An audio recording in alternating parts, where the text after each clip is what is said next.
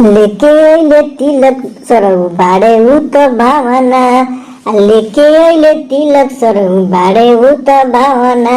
आ नाचता रे बेरी बेरी पतल बाड़े उ त चाटना, नाचता रे बेरी बेरी पतल बाटे उ त चाटना।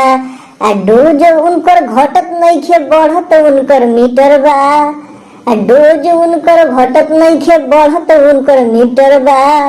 आई हो दादा कैसन सरहु के चरित्र बा, आई हो दादा कैसन रुबिया के चरित्र बा, आई हो दादा कैसन प्रीतिया के चरित्र बा, आई हो दादा कैसन हुडुआ के चरित्र बा। नाचता रे बेरी बेरी पतल बाड़े उ त चाटना, आ डोज उनकर घटत नइखे बढ़त उनकर मीटर बा।